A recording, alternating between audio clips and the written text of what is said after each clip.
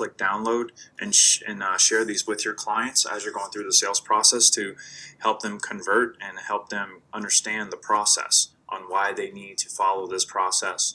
All right. So I have these drawn out.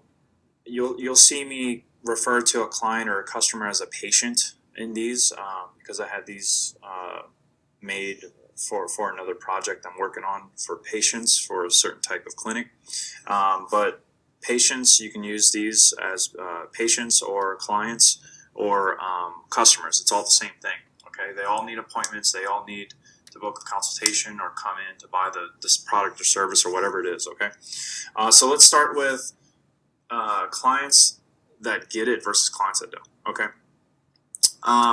pretty much what it really comes down to is, people buy when they're in emotional state, like when it's a gut feeling, like when they need something, like there's a pivot in their business. Okay, it's either they sabotage success when they don't convert.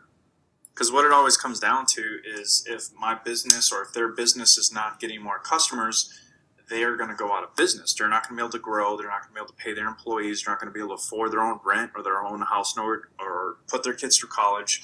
Okay, so there's all these different things why businesses need more customers. Okay, and that's why we, as I'm going to say, the doctor, okay, when you go see a doctor, the doctor, what do? They assess you. They take blood from you. They check your ears. They diagnose you. Okay, you are a doctor diagnosing your client. Okay, they have to understand that without more leads and more customers, their business will not thrive or go to the next level. They will not hit the financial goals that they're trying to hit with what they're doing now. Hence why they're talking to you in the first place. Okay, so clients that get that, clients that don't. So I pretty much put this flow chart together. So it's showing you a breakdown. There's 4 performance indicators. Okay, there's how many leads are coming in, how many are scheduling, how many are showing up, and how many are closing.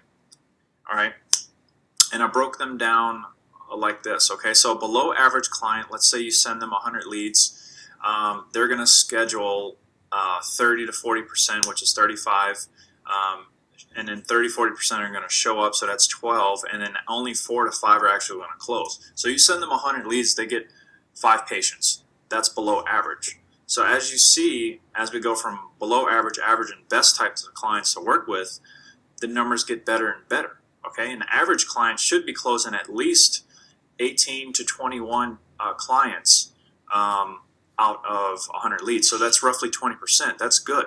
That's where you want your clients to be. The best type of clients that follow this process crush it. They close pretty much 40% or more. So every 100 leads, they're closing 40 new clients or patients. All right. And this is really what the difference comes down to. Okay. So below average clients, these are some common practices. They call leads within a day or two. Okay. They don't email or text. They do not update spreadsheets or use spreadsheets or Google Sheets or anything like that in their business. They miss incoming calls during business hours, so the phone rings and no one's answering. That's horrible. They do not have a designated lead handler. You want to have somebody that's handling the leads for your client one-on-one. There needs to be a designated person. There needs to be a salesperson, not just an order taker, okay? An order taker is when you go to McDonald's and they say, do you want fries and a Coke with your Whopper or with your Big Mac, sorry. A salesperson says, I see that you got the Big Mac here, but we have the new Double Deluxe that comes with the super size and the toy and blah, blah, blah.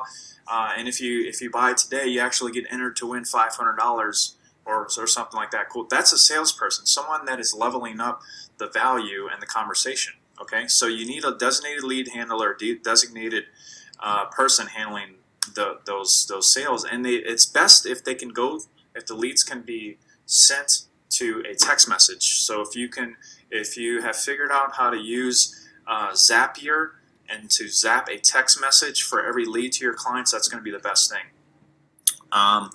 Does not allow script and has lengthy conversations. It doesn't follow script. So if they're just winging it, if they're just like going off the whim, they don't know what they're saying, they don't have a specific sales process in place, they will fail. All right, and they're having too long conversations. All right. Does not follow the system and blames it on lead quality. Okay, so a common thing with lead generation is businesses don't have great skills and they don't have a sales process, so they don't know how to convert these leads into sales. So there are some very specific ways that you need to handle these leads, or your client needs to handle these leads in order to convert them into actual customers. So here's some best client practices that your client needs to be implementing. They need to call the lead within 5 minutes and immediately email and text message. Video text message is preferred. Okay, using your cellular device, you need to get your client and tell them, look, get your iPhone in front of you, record a video of every single lead that comes through and send them a personal video message saying, hey John, thanks for opting into our dental implant campaign off of Facebook. I understand that you're interested in getting dental implants. I see I got your application here. You qualify for $1,000 off. Please contact us to set up your free consult. And also, when you come in, we're actually going to give you free dinner for two after your consultation. Thanks. This is Dr. Jose. Talk to you later, John. Something like that. Okay, personal video message. That is huge. Get your clients on board with doing that. Keep spreadsheets up to date and in real time. So every lead that you send, you need to be using Zapier to zap each lead to someone's cell phone, your client's cell phone, and zap it to a Google Sheet so that they can track and you give them access to that Google Sheet, okay? If you have any questions about Zapier and Google Sheets, please post in the group or find the training. Happy to help. Answer all incoming calls correctly. Every time the phone rings, they need to answer the phone, and they need to answer it correctly. Hi, thanks for calling Cool Sculpting America. This is John speaking. How may I help you? Boom. That's it.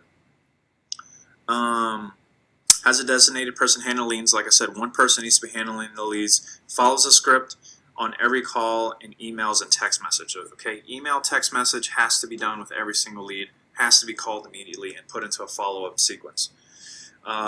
Follows the system and is receptive to training. Okay, so if you're giving them training on how to handle these leads, they need to be able to follow it. If they're not following your processes, if you're not coaching them correctly, they will fail. Okay, so this is how the lead, the whole system looks when the lead comes in. So the leads come in same day. Call, text message, leave a voicemail, and email. Okay, call again the same day. All right, timing, you should wait 5 to 10 minutes receiving the lead, and then every 5 to 10 minutes that goes by, like 80% chance goes down. All right, you have to let your clients know that every 5 to 10 minutes that goes by, their chances of closing that into a customer goes down by 80%. That's huge. All right. 24 hours later, call, text, voicemail, and email. Okay, 48 hours later, same thing. 2 weeks later, same thing. 30 days plus, same thing. They have to be following up and following up with your leads.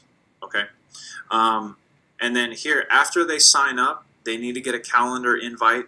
Okay, so if someone books an appointment or a consultation or anything like that, if it goes on your client's calendar, cool, but the client needs to have it on their calendar too. So they need to be able to email them a calendar invite, either through Google Calendar or Outlook Calendar or something like that, or using their software. And in 24 hours before, they need to have a call or a voicemail or a voice message or a text message sent to remind them, a personal follow-up. Hey, tomorrow we're going to see you at 8 p.m. Can you confirm? Awesome. All right, or 8 a.m., whatever the time of day is. And then on the way, as they're coming to the appointment, I would say within an hour, within 30 minutes, I would send them another text message and email just to remind them, make sure they're on the way. Okay, they need to follow, your clients need to follow this process all the way down from when the lead comes in to when they're on their way to their appointment. Okay, so all appointments, all consultations, whatever it is, they need to be booked within 2 to 3 days. The longer it goes out, the more time people have to forget. Okay, here's some best practices. Remember that when your client is contacting leads, they're offering a solution to their problem. There's a specific problem, okay? Hence why they contacted you in the first place. For example, dental implants, okay? The person can't chew hard foods. They can't bite a corn on the cob. They can't bite into an apple because they have messed up teeth. They need implants. They need a straight bite. Okay, you're offering that solution.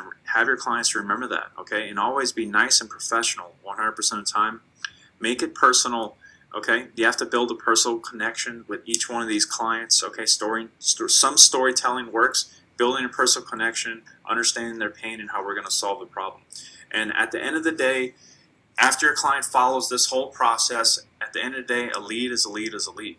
Okay, a lead is just that. It's someone saying, hey, I'm interested in your product or service or in your offer. Give it to me.